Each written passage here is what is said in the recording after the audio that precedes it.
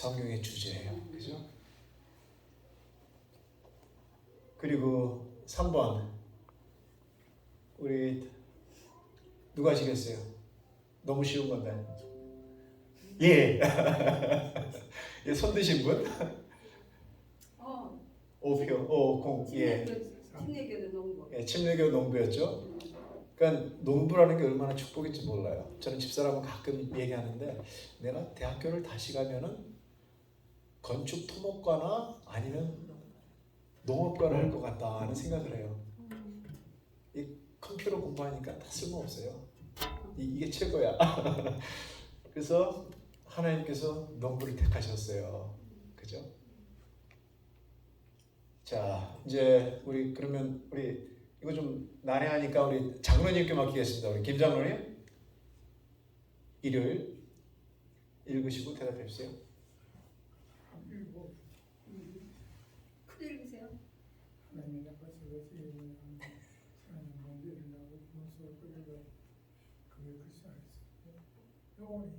공표인가요? X표인가요? 공표? 그리스도의 죽은 자들이 먼저 일어나고. X표예요. 근데 X가 두 개 있어요. 첫 번째 이거 중요한 거니까는 기억하세요. 데살로니가 후서예요, 전서예요? 전서예요. 전서죠. 전서. 그리고 여기 보면은 제가 성경적으로 앞쪽으로 돌려놨는데 누가 먼저 예수님을 봐요? 죽은 자들이 먼저 부활했어요. 그 다음에 산 자들이 공중에서 예수님을 만납니다. 그죠? 사도 바울께서 이제 제가 미리 말하면 안 되는데 그리고 우리 주혜경 자매님, 예, 제가 벌써 답을 얘기했네요. 5번 읽으시고 대답해 주세요. 데살로니가의 그리스도인들이 살아서 주님의 재림을 보기를 희망하던 사랑하는 사람들의 죽음으로 슬픔에 잠겼을 때 구주의 재림 시에 있을 부활을 그들에게 알려줬던 사람은 누구인가? 바울. 예, 사도 바울이죠. 아멘. 데살로니가 사람들이 예수님을 살아서 볼 줄 알아갖고 막 기다렸는데 그러다 죽은 사람들이 있어요. 얼마나 슬프겠어. 그때 사도 바울께서 데살로니가 전서에 나오는 이 말씀을 주신 거예요. 죽은 자들이 먼저 일어난다고 그랬어요. 그죠? 그래서 그들을 위로하는 말씀이에요. 그리고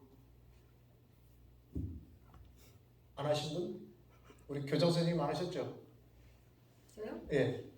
그리스도께서 베들레헴 구유에 아기로 처음 오셨을 때 그분께서 오셨다는 사실을 알려진 사람은 거의 없었다. 그러나 그분이 두 번째 오실 때는 모든 눈이 그분을 오시는 것을 볼 것이다. 예스. 공표. 계시록 1장 17절. 예.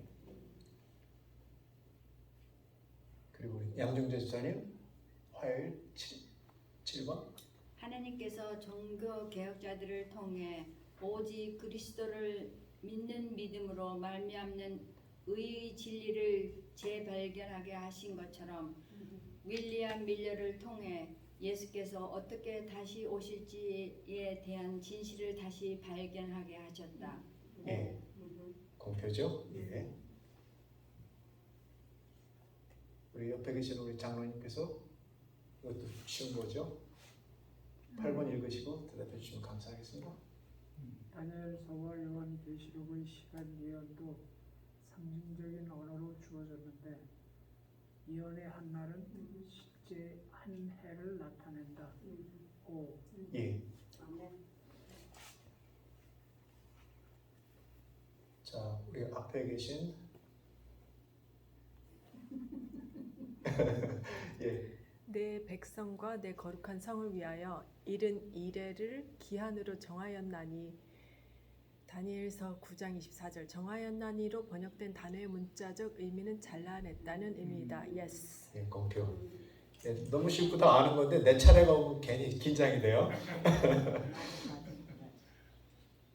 자, 우리 10번은 그러면 우리 이장로님, 이상인 장로님께서 10번 한번 골라주세요. 다니엘서에서 9장 25절을 읽어보라.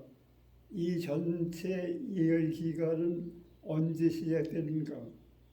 예루살렘을 진군하는 영이 날 때 기름 부음을 받는 자 곧 왕이 일어나 일곱 이레바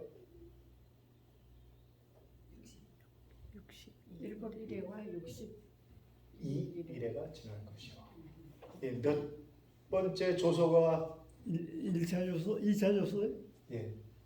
그리고 3, 1, 2, 3 어느 거? 3차 조서죠? 예, 3차 조서예요.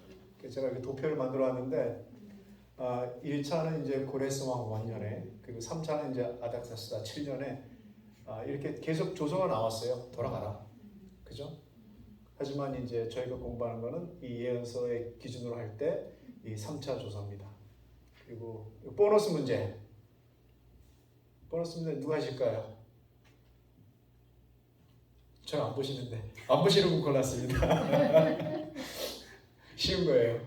메시아의 의미는 기름 부은 자를 뜻한다. 서기 27년 가을에 그리스도는 침례를 받으시고 성령의 기름 부음을 받으셨다. 침례를 받으신 후에 예수님은 갈릴리로 가셔서 하나님의 복음을 전파하여 이르시되 때가 찼다고 말씀하셨다. 예, 영표죠. 그래서 오늘은 저희가 이제 초점이 두 가지죠. 전반적으로 예수님의 재림.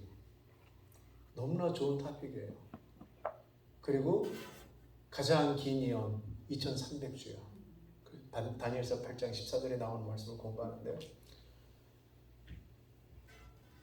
제목이 소망을 굳게 잡고 여기 보니까 예수님 재림하시는 모습도 있고, 그리고 시간표도 있고, 그리고 두루마기도 있고요. 성경 말씀.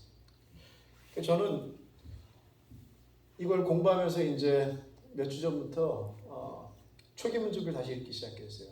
초기 문집에 나오는 그 윌리엄 밀러와 그리고 이제 와인 여사가 어떻게 그때를 준비했는지. 그러니까 읽다 보니까 어떤 마음이 들어요. 하나님, 저도 윌리엄 밀러 같은 그런 마음을 주셔갖고 성경을 제대로 좀 해석하고 읽을 수 있도록 해주세요. 기도를 했어요. 물론 제가 그릇이 안 되고 준비가 안 돼 있어요. 근데 꿈을 꿨습니다. 밤에. 제가 죽는 거예요. 근데 교우분들한테 알릴 시간도 없이 빨리 죽으면서 집사람하고만 마지막 인사를 하는 거예요. 집사람 꼭 껴안으면서 자기야, 재림 때 보자. 나도 얘기 안 했잖아. 그래서 제가 꿈속에서도 이렇게 이 사람을 사랑하는 줄 몰랐어요. 그리고 일어나자마자 그냥 기도를 하고 있었어요. 근데 이 사람이 깨우더라고요. 왜, 뭐 하냐고. 그래서 저는 이걸 보면서 재림 준비를 매 순간 해야겠구나. 그런 생각을 해봤어요. 그래서 우리 다 같이 기억절 읽겠습니다. 그날에 말하기를 이는 우리 하나님이시라. 우리가 그를 기다렸으니 그가 우리를 구원하시리로다. 이는 여호와시라. 우리가 그를 기다렸으니 우리는 그의 구원을 기뻐하며 즐거워하리라 할 것이며. 이사야 25장. 우리가 그를 기다렸으니, 우리가 그를 기다렸으니. 우리 모토가 돼야 돼요. 그리스도인들은. 그죠? 근데 저는 이제 이거 말씀을 보면서 한 2, 3주 동안 재림을 계속 생각했는데 우리가 평상시에는 많이 생각을 못하는 것 같아요. 그냥 우리가 좀 소극적이죠. 축구로 말하면 디펜스하는, 그냥 오늘 내가 하루 예수님께 감사하고 오늘 하루만 준비 잘하면 되지. 그죠? 그것도 굉장히 옳은 말씀이에요. 우리 김정은님께서 항상 말씀하시잖아요. 근데 이걸 보니까 우리의 종교 지도자들, 개혁자들이요, 여기에 목숨을 걸었어요. 그죠? 그래서 오늘 그 토요일 소재 보면요, 성경의 중심 주제가 뭐라 됐어요? 예수님의 재림. 그리고 260장으로 된 그 신약 성경에 300번 이상의 재림이 언급된대요. 그러면 계속 25절마다 재림이라는 말이 나오는 거예요. 그리고 신약이 몇 권이죠? 39, 27, 27권이잖아요. 27권 안에 23권에서 재림이 계속 나와요. 그러니까 이게 성경의 중심 주제가 예수님의 재림일 수밖에 없어요. 너무 험하지 않겠어요? 예수님의 재림이 없는 성경을 보고 저희가 믿음 생활을 한다면. 그래서 이제 하나님께서는 그 중에 한 사람을 택해 주셨는데 처음에는 좀 거부를 했던 사람이에요. 그리고 또 뭐 가방끈이 짧아요. 요즘으로 말하면. 근데 하나님께서 그 사람을 택해 주셨어요. 그리고 계속 천사를 보내서 공부를 하게끔 계속 도와주십니다. 그 사람이 누구였어요? 윌럼 밀러예요. 그리고 윌럼 밀러가 공부를 하다 보니까 2년 동안 집중적으로 성경을 팠어요. 그러다 보니까 깨달은 게 2300주야에서 예수님이 오시는데 당대에 오실 것 같은 거야. 그죠? 그래서 그 기별을 전하기 시작했고요. 하지만 여러분이 다 알다시피 1844년에 대실망이 있어요. 마지막 중요한 그거를 해석을 잘못하잖아요. 근데 하지만 그 전까지 성경 해석하고 번역했던 게 오늘날에도 유효해요. 그러면 이 그리스도인들이나 그 종교 개혁자들이 왜 이렇게 재림의 목숨을 걸고 죽어가면서도까지도 기뻐했을까요? 우리가 얀 후스, 존 위클리프 다 공부했잖아요. 그 이유를 저희가 오늘 살펴보는데요. 그리고 또 그 사건이 이제 우리한테도 올 것인데 우리는 어떻게 준비를 해야 되는가? 그거를 살펴볼 거예요. 그리고 이제 페이지 93페이지에 보면 이제 TMI 나오죠. 전 이제 1번에서 막히기 시작했어요. TMI에서. 당신이 살면서 가장 많이 생각해온 것은 무엇입니까? 그것은 당신의 참된 소망입니까? 수경 씨 1번 어떤 걸 가장 많이 생각하세요? 찔려요. 찔려요? 아니 이거 TMI 전부 다 같이 나누니까 저는 아이들. 저는 돈인 것 같아요. 그 다음이 집이었던 것 같아요. 최소한 여기 이사 오기 전까지는 맨날 돈 생각하고 어떤 집을 살까 막 그랬어요. 그러다 보니까 집이 서너 채까지 있었죠. 근데 여기 보니까 그것이 당신의 참된 소망입니까 나오잖아요. 아니에요. 참된 소망이 절대 아니에요. 그리고 뭐 몇 분 아시겠지만 제가 지금 IRS에서 세금 폭탄을 맞았어요. 뭐 이렇게 1, 2만 불이 아니에요. 10만 불 단위예요. 그러니까 정신이 없어요. 엎친 데 겹친 격으로 그 불난 집 청소할 때 돈이 나왔거든요. 근데 한 17,000불인가 나왔는데 정부에서 다 해결해 준대요. 그래서 그냥 정부한테 믿고 나도 정부에서 75,000불 차이가 나는 거야. 보험회사에서 나온 것보다도. 그러니까 요즘에 직장을 다시 잡아야 되나. 제 은퇴에 아주 굉장한 그 타격이 생겼어요. 근데 그런 걸 생각하다 보니까 계속 재림을 생각을 못 하게 돼요. 그죠? 그리고 이제 2번부터 쭉 나오죠. 종교 개혁자들이 그리스도의 재림을 고대했던 이유. 그리고 사람들이 또 주님의 재림에 대해서 오해를 하는데 실질적인 것이 아니라 그냥 영적인 것을 해석하는 그리스도인들이 꽤 많습니다. 그죠? 그리고 세상은 성경을 다양하게 해석하는데 윌리엄 밀러가 제일 잘했던 게 그리고 그 당시에 농부 출신이 그 많은 사람들을 이끌고 하나님의 기별을 전할 수 있었던 그 단 한 가지 그거는요 성경을 해석하는데 성경으로 해석했어요. 성경이 성경을 해석하게 하고 짝이 있는 것이 없는 걸 다 확인했어요. 그러다가 여러분 초기문집이나 각시 대집 읽어보면 하다 막히잖아요. 또 기도해요. 이거 좀 알게 해달라고. 그러면 또 천사를 보내주셔갖고 그걸 또 알게 해주세요. 그러니까 저희가 성경 공부하면서 어렵다 할 게 아니라 어려운 게 아니라 안에서 그런 거. 제 얘기하는 겁니다. 안에서 어려운 거지 성경이 다 해석되게 돼 있어요. 그리고 그 당시에 이렇게 다 해석을 해놨으니까 저희는 얼마나 편해요. 그리고 다니엘서 9장에서 이제 천사가 다니엘을 찾아오죠. 그 이유. 그리고 밀러가 1844년에 예수의 재림이 있을 거라고 생각한 이유. 그 왜 그랬어요? 다니엘? 한 7가지 정도로 자기가 찾아왔어요. 이게 예수님도 될 수 있고 교회도 될 수 있고 지구도 될 수 있고 쫙 보니까 예수님도 흠이 없죠. 다 없는데 지구일 것 같아요. 그리고 그 당시에요. 성소 정결을 지구를 불로 정결해야 하는 것으로 알고 있던 시대예요. 그것을 교회 지도자들이 그렇게 가르쳤어요. 그렇기 때문에 이 사람이 마지막 1844년을 성소가 정결하게 되는 것 같다가 지구에 멸망이 있다고 생각한 거예요. 그리고 그 당시 사람들한테 굉장히 그게 잘 먹혔죠. 그리고 밀로의 실세도 하나님께서 계속 역사하시는 건요. 실수를 통해서 허락을 하셨어요. 그리고 여러분이 그 초기문집 읽어보면요. 그 당시에 그 잘못된 번역에도 불구하고 많은 사람들이 하나님 앞에 나갔어요. 그리고 어떤 사람들은 반신반의해서 이거 아닌 거였으면 좋겠는데 아직 준비가 안 됐는데 근데 그런 사람들은 언제 기뻐했어요? 1844년에 대실망이 올 때 오히려 기뻐했어요. 하나님께서 그 사람들을 다 보고 계셨다고 그랬어요. 그래서 이제 일요일하고 월요일은 이제 재림에 대한 말씀인데 일요일 예수님이 재림하신다는 약속인데 또 이게 누가 등장해요? 저희가 한 3, 4기 전에 공부했던 3, 4주 전에 공부했던 존 위클리프가 또 나와요. 이 사람이 별명이 뭐예요? The Morning Star of the Reformation. 종교개혁의 샛별.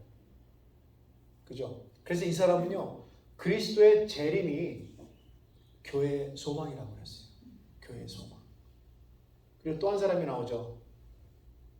이제 저희가 공부했으니까 이거 지나가고요. 존 위클리프는 성경 말씀과 오로지 예수님의 재림. 그 두 가지가 포커스였습니다. 그리고 또 한 사람이 나오는데 누구죠? 칼뱅. 존이 아니라 장이에요. 왜냐면 이 사람 프랑스 사람이기 때문에 발음이 장으로 나오죠.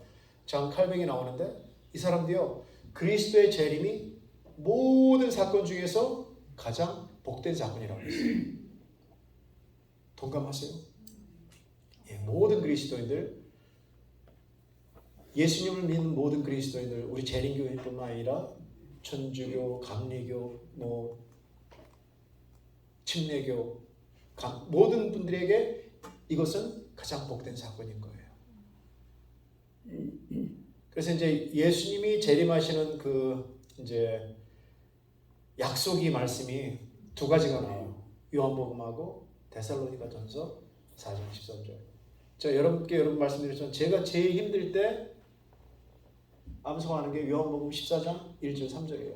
제 인생에서 가장 힘들 때. 그리고 요즘 세금 폭탄 맞았으니까. 그죠? 이게 생각을 안 할 수가 없어요. 걷다 보면 또 뿅 떠올라가고 또 그 돈 어떻게 갚을래? 그러니까는 그 생각이 날 때마다 너희는 마음에 근심하지 말라. 하나님을 믿으니 나를 믿으라. 내 아버지 집에 거할 곳이 많도다. 그렇지 않으면 인감도 없는데 왜 세금 폭탄을 맞아요? 인감이 셌어요. 네. 지금은 없잖아요. 지금은 없죠. 근데 이제 그 전에 불 나갖고 제가 세금 부분을 못했거든요. 서류가 다 없어져서 이제 거기에 대한 거 궁금하시면 나중에 이제 캠핑 가서 말씀드릴게요. 내가 너희를 위하여 처소를 예비하러 가노니 그죠? 가서 너희를 위하여 처소를 예비하면 내가 다시 와서 너희를 내게로 영접하여 나 있는 곳에 너희도 있게 하리라. 진짜 약속의 말씀이에요. 저는 이 두 가지 여기에 의미가 있어요. 처음에 근심되고 힘든 일이 있을 때 앞에 것만 딱 읽으면요 마음이 캄다운이 돼요. 그리고 또 올라오면 또 외워요. 그리고 그 다음에 재림하실 때 저를 데리고 가셔서 같이 있게 하신대요. 얼마나 좋은 말씀이에요. 그리고 또 하나 뭐 있습니까? 데살로니가전서 아까 저희가 읽었던 그리스도 안에서 죽은 자들이 먼저 일어나고 자 이제 우리 수현 씨도 입문한 지가 얼마 안 됐는데 이 재림하는 순서예요. 사람들이 예수님 재림하실 때 이제 부활하는 순서. 죽은 자들이 먼저 일어나요. 예수님 안에서 죽었던 사람들이 먼저 일어나고 그리고 살아서 예수님을 믿음을 지킨 사람들이 함께 구름 속으로 끌려 올려 공중에서 주를 영접하게 하시리니 그리하여 어떻게 해요? 우리가 항상 주와 함께 있습니다. 아멘. 여러분 그 사랑의 속성이 함께 있는 거예요. 보고 싶고. 그러면 우리 신앙에서 재림이 중요한 이유. 여러분은 어떤 개인적으로 물론 성경에 있는 모든 말씀이 맞지만 개인적으로 그 재림을 기다리는 이유가 있을 거예요. 그죠? 과정 공부에는 더 이상 질병이 없고 고통 없고 죽음이 없을 거며 가난과 부유와 압제가 사라진다고 그랬어요. 고통당하는 사람들한테는 이게 희망이에요. 예수님의 재림이. 그리고 분쟁과 갈등, 전쟁이 끝나고 평화, 행복이 온다고 그랬어요. 이것도 엄청난 재림의 소망입니다. 그리고 모든 시대를 통해 갖고요, 구속받은 자들과 영원토록 교제하는 세상이 온대요. 여러분 만나보고 싶은 그 성경의 인물들이 있을 거예요. 그죠? 그분들하고 같이 대화 나누고 평생도록. 그리고 사랑하는 예수님을 만나기 때문에. 저번 주가 이제 어머니 날이래 갖고 예배 끝나고 집사람이 이제 그 어버이 노래를 반주하더라고요. 근데 우리 프랭크한 사장님이 맨 앞에 앉으셔갖고 수영이 씨도 보셨어요. 훌쩍훌쩍 흐느끼면서 우시는 거예요. 왜? 이제 8월 달이면 70이 되시는 분인데 엄마가 보고 싶은 거예요. 그래서 언제까지 살아계셨냐니까는 2007년도까지 살아계셨대요. 2007년도면은 어머니 오래 살아 계신 거예요. 그죠? 근데 왜? 딴 거 없어요. 보고 싶은 이유는 엄마하고 사랑하기 때문에. 저도 그런 것 같아요. 예수님이 기다려지는 이유가 예수님을 사랑하기 때문에. 그러니까 예수님이 보고 싶은 거예요. 저는 이 뭐 공부를 많이 한 사람들이나 신학자들처럼 이렇게 뭐 성경절로 맞추고 그런 걸 잘 못해요. 그냥 단순한 신앙을 합니다.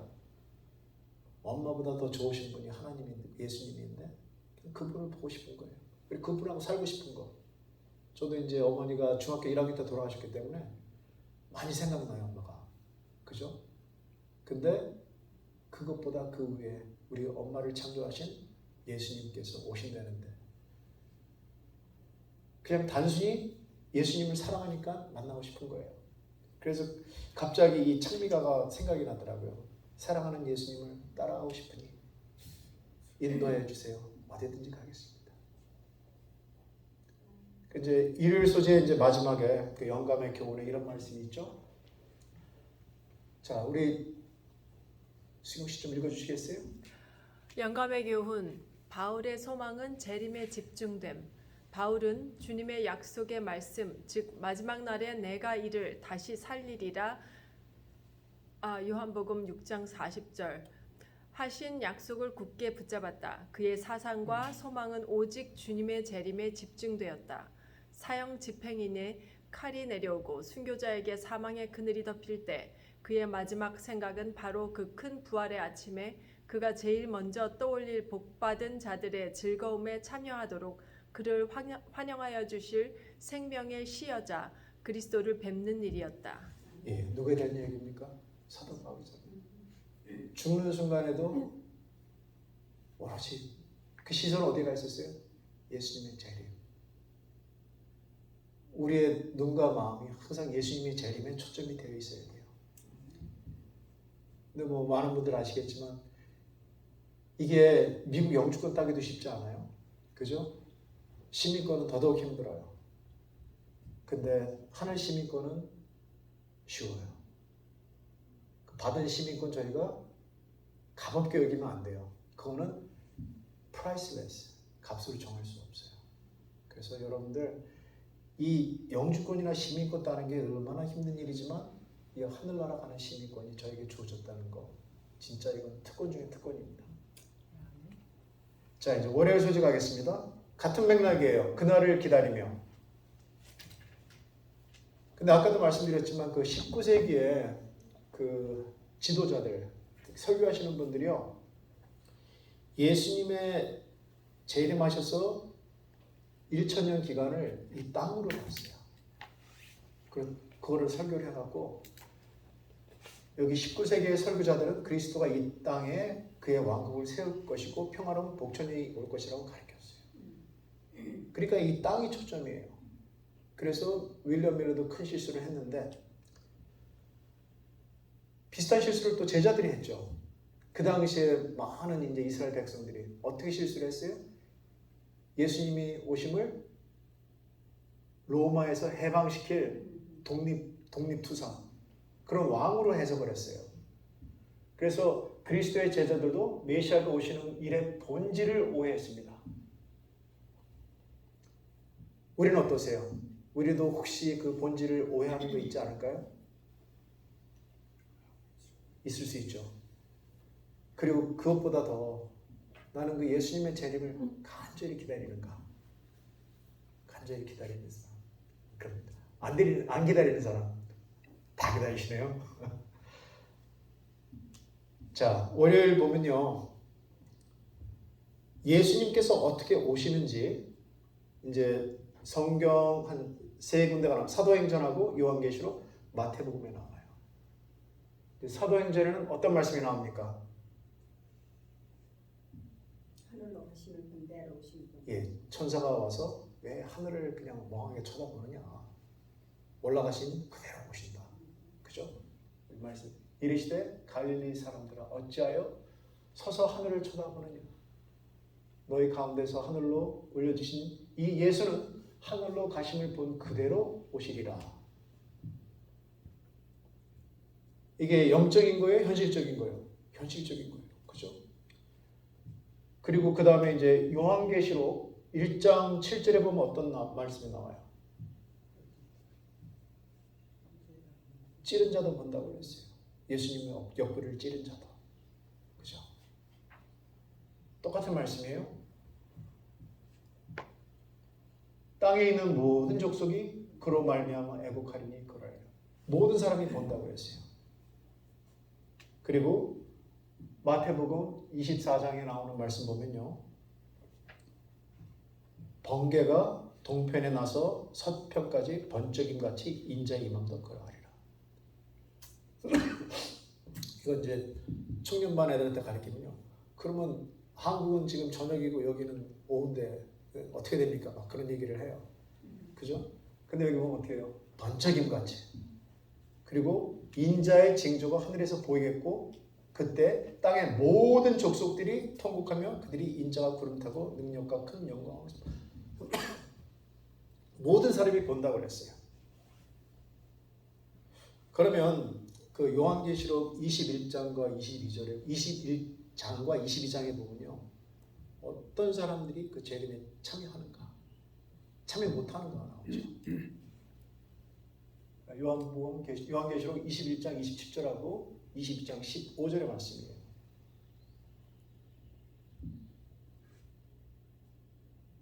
전집사님 좀 읽어주시겠어요? 지금 뭐 약간.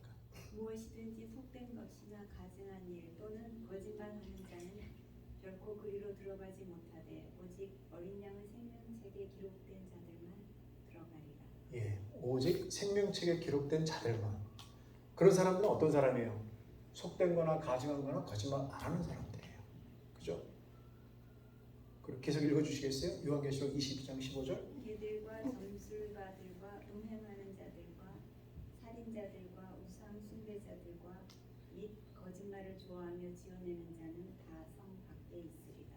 예, 성 밖에 있는 자들. 그리고 21장 27절은 이제 생명책에 기록된 자들. 근데 저희가 이제 교회 생활하다 보면 거의 안 하는 일이에요. 그죠? 근데 그나마 저희가 실수하는 게 뭔 것 같아요? 공통점이 있죠. 21장하고 22절. 거짓말, 실수하면 안 됩니다. 저희가. 그죠? 저는 왜 이 말이 들어갔을까? 그냥 사람들이 살다 보면 화이트 라이 같은 것도 있잖아요. 근데 거짓말하는 자는 성 밖에 있는다고 그랬어요. 그리고 또 월요일에 영감의 교훈, 우리 또 수경 씨 영감의 교훈 읽어주시겠어요? 재림을 위해 준비하라. 형제 자매들이여 하늘 구름 속에서 강림하실 그리스도의 재림을 위하여 준비하기를 나는 강권하는 바이다. 그대들의 마음에서 날마다 세상에 대한 사랑을 몰아내라. 그리스도와 더불어 친교를 갖는다는 것이 무엇인지 실제적으로 이해하라. 그리스도께서 오실 때 모든 믿는 자들에게서 찬양을 받으실 심판을 위하여 준비하고 그대들도 평강 가운데서 그분을 맞이할 사람들 속에 있도록 하라. 예, 재림을 준비하는데 저 여기 하이라이트 했죠. 그대들의 마음에서 날마다 세상에 대한 사랑을 몰아내라. 저한테 하는 얘기예요. 여러분 아시겠지만 올 여름에 예. 날 같은 말이야. 예. 아실 건데. 잡초가 장난이 아니에요. 작년보다 뭐 서너 배는 난 것 같아요. 왜? 2주 전까지 비가 왔잖아요. 우박도 내리고 눈도 오고. 그리고 한꺼번에 그냥 긴 봄 동안 물을 흡수하다가 갑자기 자라는데 제가 보면서요. 저 같아요. 제가 이게 믿음 생활하는데 매일매일 하나님께 연결되지 않고 이 죄악의 싹 같은 이 뿌리 같은 것을 매일매일 제거 안 하면요. 이런 일이 벌어지겠다. 그 볼 때마다 잡지 볼 때마다 뽑으면 되는데 예. 한 번에 하려고 놔두면 무슨 일이 제가 그래요. 나도 그래. 근데 장로님께서 뭐 매일 나가셔갖고 2-3시간 일을 하시잖아요. 그래서 제가 얼굴이 좀 깜짝깜짝한 게 요즘 탄 게 하루에 4시간씩 작업을 하는데 4일 걸렸는데도 일이 안 끝났어요. 자르고 이제 어저께는 그 위에 제가 하드웨어 스토어 가고 가장 강력한 잡초 제거가 뭐냐? 그러니까 이거래요. 근데 이거 하면은 옆에 있는 나무나 식물까지 다 죽는데 상관없다. 다. 그래서 근데 먼저 설명서를 잘 읽어보래요. 설명서 읽어보는데 막 겁주는 내용이 잔뜩 있어요. 먼저 의사한테 연락하는 방법, 그리고 여기 케미컬 코드 같은 거 준비하고 혹시 이머전시에 뭐야 이거 도대체 이게 다 그래서 가글하고 마스크하고 장갑 끼고 긴 옷 입고 하는데요.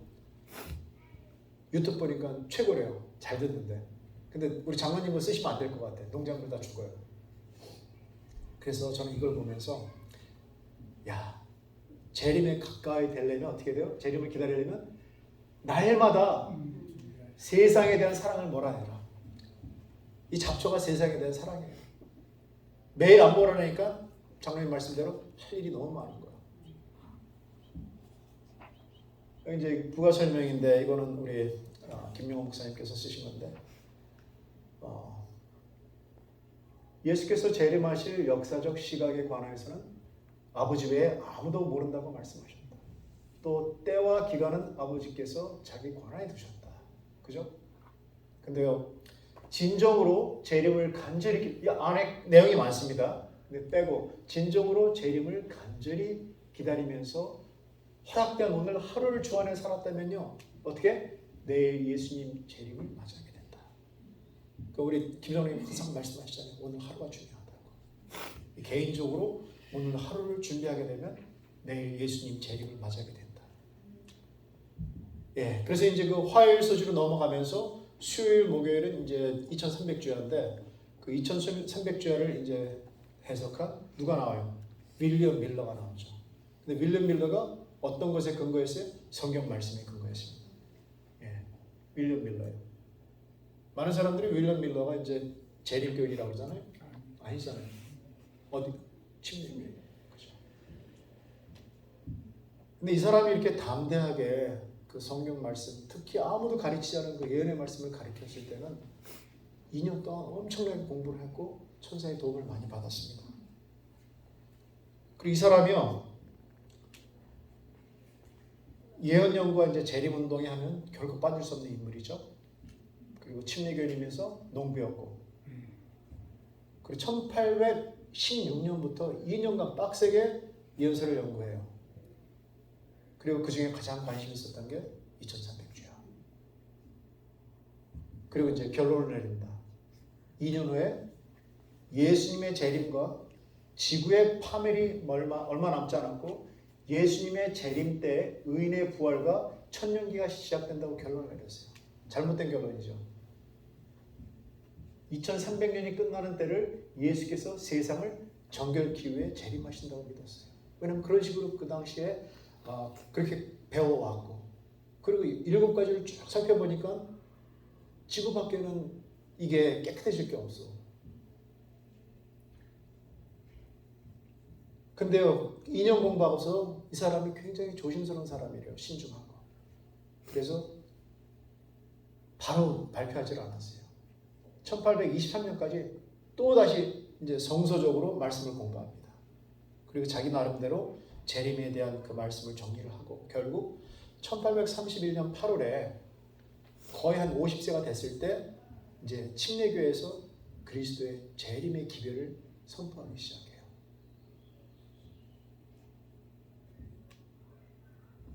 그리고 이제 3년 후부터는 생계가 농업이에요.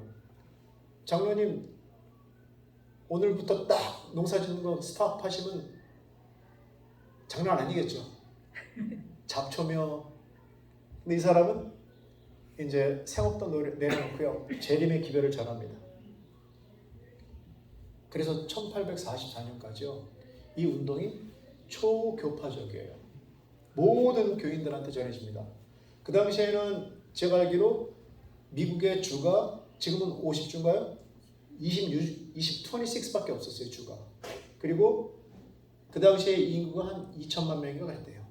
근데요, 이 초교파적인 전도운동을 해놨고 5만여 명의 신도가 모였고요. 그리고 모든 교회를 초교파적인 이 운동을 인해서 200여 명의 목사님들이 참여했어요. 목사님들이 뭐가 부족해서 참여했겠어요? 그죠? 그럴 수 있었던 게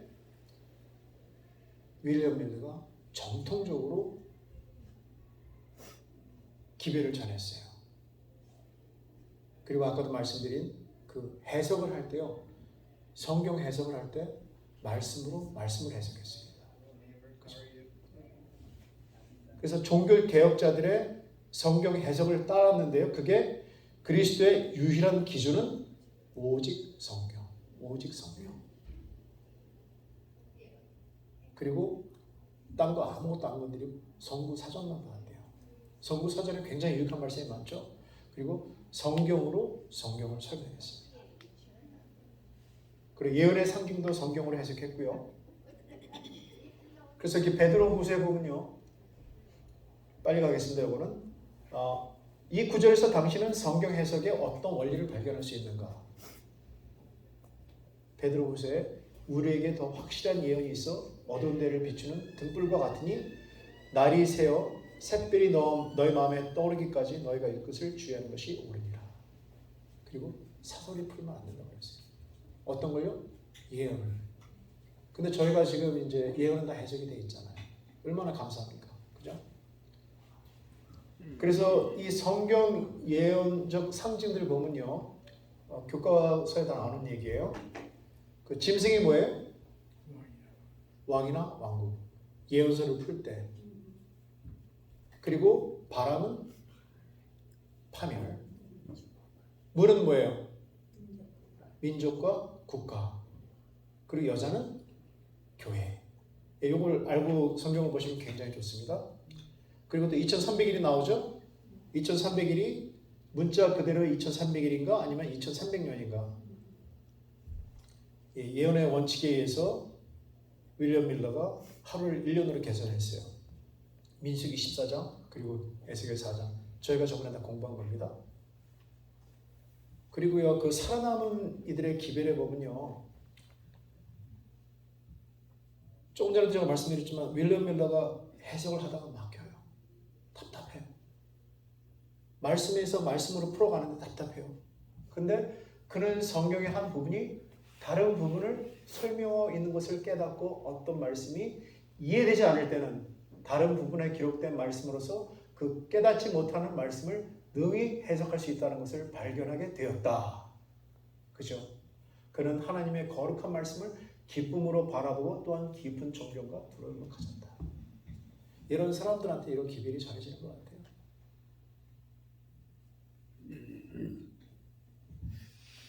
이제 수요일가로 갑니다. 수요일하고 목요일은 이제 2300주야를 풀어보는 거예요.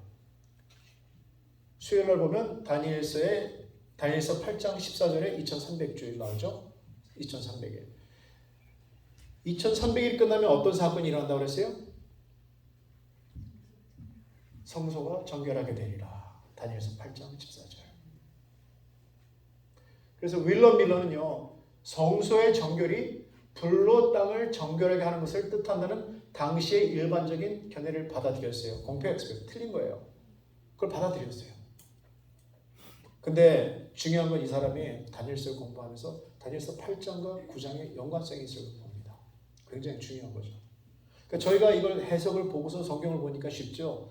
이 당시에 다니엘서나 요한계시록이 해석이 안 됐는데 이거 보고 찾아낸다는 게 굉장히 쉬운 일 아니었어요. 그러니까 이 환상을 이 사람에게 깨닫게 하라는 지시를 받았다. 다니엘서 8장에 나오고요. 그리고 내가 이제 내게 지혜와 총명을 주려 왔다고 말했습니다. 2300주의 이해를 돕기 위해서 천사가 오신 거예요.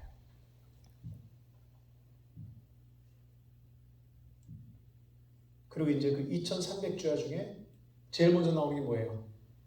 처음에 앞대가리야. 490년. 그죠? 곧 내가 기도를 시작할 쯤에 명령이 내렸으므로 이제 내게 알리러 왔느니라.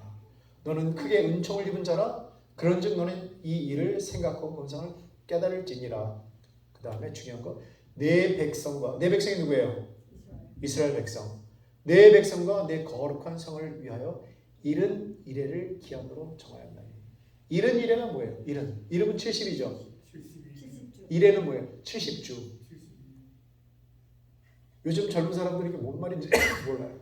예언서라서 힘든 거구나. 이거 보고서. 이건 한국말인데 70주. 그러면 70주는 며칠이에요? 70 곱하기 7이니까 490일로 정했다는 얘기예요. 기한을 정했는데 무슨 기한이에요? 살펴보겠습니다. 내 백성과 내 거룩한 성을 위하여 이른 이래를 기한으로 정하였나니. 정하였나니는 무슨 말이라고 했어요? 잘라낸다. 그러니까 유대인들, 이스라엘 백성들의 기간 490년으로 끝난다는 얘기예요. 아직도 유대인들은 선민이라고 하잖아요. 선택받은 민족. 아직도 예수님이 초림하실 거를 믿어요. 근데 성경에서는 어떻게 해요? 그들 끝났어요. 자, 그래서 70일에 즉 490년을 잘라내는 것이고요. 언제 시작합니까 이게? 근데 예루살렘을 증거하는 예, 여기 보니까 예루살렘을 중건하는 영이 날 때부터 다니엘서 9장 25절이에요. 근데 이게 70일에와 그러니까 490일과 2300일이 동시에 같이 시작한 날이에요. 중요한 말씀이죠. 예루살렘을 중건하라는 영이 날 때부터 기름을 부은 자 곧 왕이 되는까지 7일에는 뭐예요? 7주 62일에 62주 지날 것이요 중건된다고 했습니까? 자, 이거 다 빨리 지나가고요. 그리고 또 이제 부가 설명해 보니까요, 이 일반적으로 하루 이틀 정확한 날짜를 쓸 때는 샤네라고 썼대요. 근데 계시록에 보면요, 에토스라는 말을 썼대요. 이건 좀 상징적일 때. 여기 성소 정결을 예수님 재림으로 이 지구를 불로 정결하게 할 것으로 생각한 것은 옳으였다. 이거 하나 이제 지적하셨고, 그 수요일에 이제 영감의 말씀 생략하고요.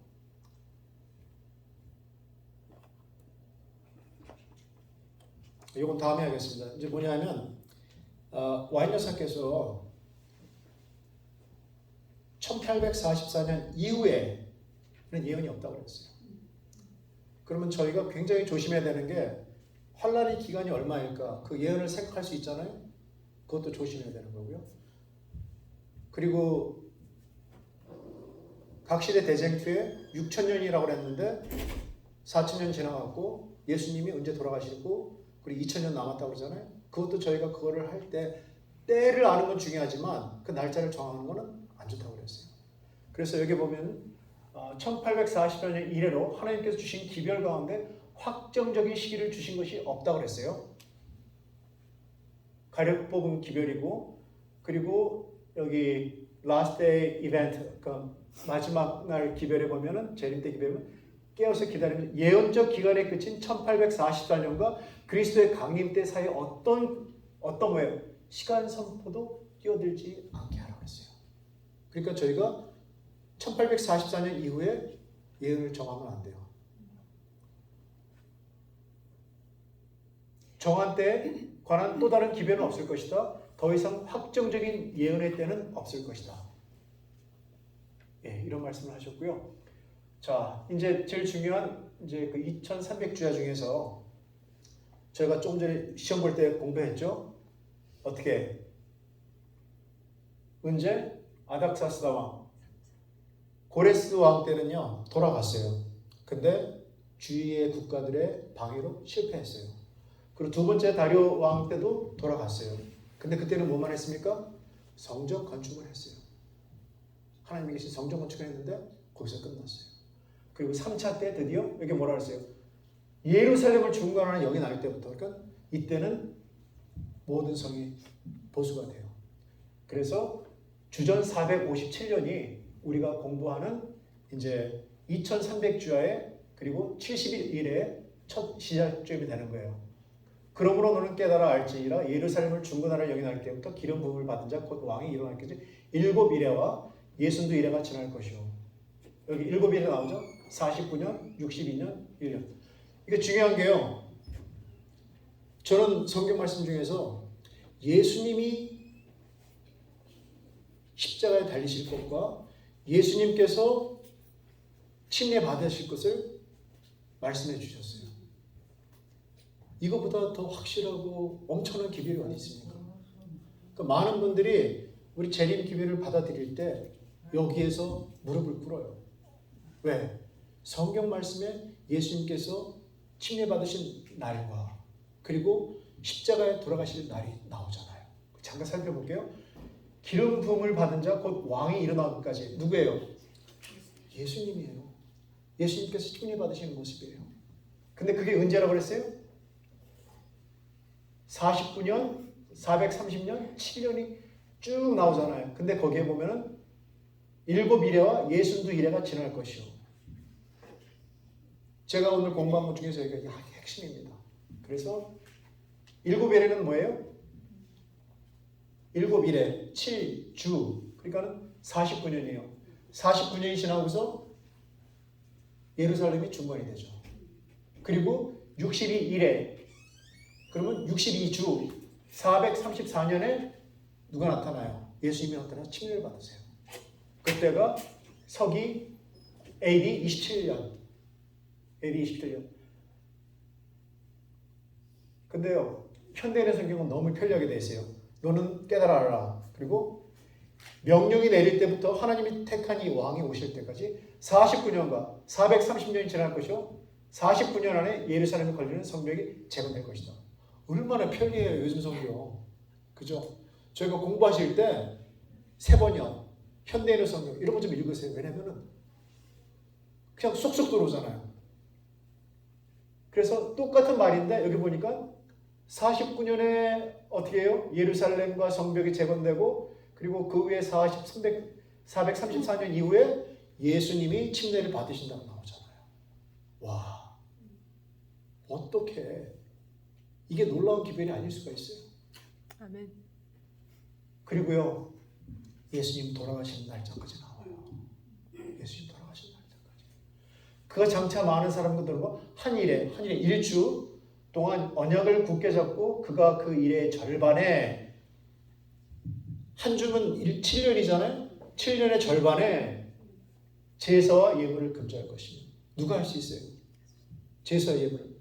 예수님께서 돌아가시면 예수님께서 희생 제물이 되셨기 때문에 예수님만 하실 수 있는 거예요. 근데 이게 날짜가 나와요.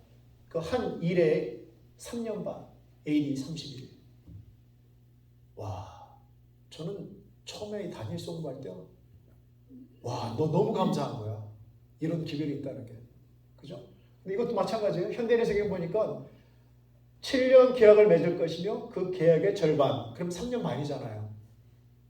지났을 때 그가 유대인의 제사와 예물을 금지하고 이게 나오잖아요. 그래서 그게 AD 31년에 예수님께서 돌아가세요. 십자가에서. 이게 전체를 그린 건데 처음에 7일에 이제 예루살렘 중건이 끝나죠. 그리고 60일 434년 그때 예수님께서 침례를 받으세요. 그래서 3년 반 이후에 예수님께서 십자가에서 돌아가세요. 그래서 다시 정리하면 예루살렘을 중건하는 영이 날 때부터 기름 부음을 받은 자 곧 왕이 일어나기까지 그리고 그 일의 절반에 제사와 예물을 금할 것이며 너무 좀 빨리 갔지만 처음 들어보시는 분들은 좀 이해가 가세요? 그러니까 다니엘서에 보면 예수님께서 언제 침례를 받으시고 언제 십자가에 달려 돌아가시는 말씀이 나와요. 이 말은 또 새로운 의미를 줍니다. 그러면 예수님께서 오늘 공부하는 게 초점이 재림인데 재림이 확실할까요? 확실하죠. 근데 재림에 대한 시기를 저희가 정하지 말라고 이건 하나님의 타임이기 때문에 God's time. 그죠? 예수님도 모르신다고 그랬어요. 그죠? 그러나 그날과 그때는 아무도 모르나니 하늘의 천사들도 아들도 모르고 오직 아버지만 아시느니라. 노한 이렇게 보면 이제 베드로후서 2장 3장 8절에 나오는데 그날이 어떻게 해요? 도적같이 온다고 그랬어요. 근데 예수님의 재림이 지체되는 이유가 단 한 가지. 우리 모두를 구원하시기 위해서. 감사하지 않으세요? 아멘.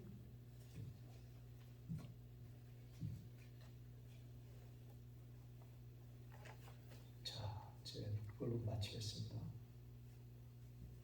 이건 옛날 건데. 저는 이 말씀을 보면서요. 처음 이 공부를 했을 때 그 큰 감동은 없어요. 근데 너무나 감사한 거예요. 여러분들 개인적으로 다니엘서를 공부하시기 바라요. 또 한 번 하시고 얼마나 좋은 기별이에요. 이거 하나 갖고서도 저희가 전도할 수 있어요. 어저께는 여러분들이잖아요. 수현 씨한테는 하나님 사랑을 계속 보내주신다고.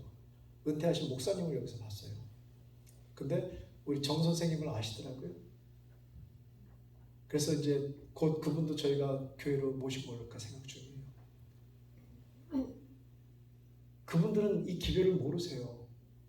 물론 신학 박사를 다 하셨지만 이러한 아름다운 기별. 진짜 그리스도인은요 이거 앞에서 무릎 꿇을 수밖에 없어요. 그래서 우리가 전도를 못하는 게 아니라 안 하는 거죠. 이 눈과 귀만 열려 있으면 세상에 많아요. 왜 꼭 한국 사람들만 전도할 필요는 없잖아요. 그죠?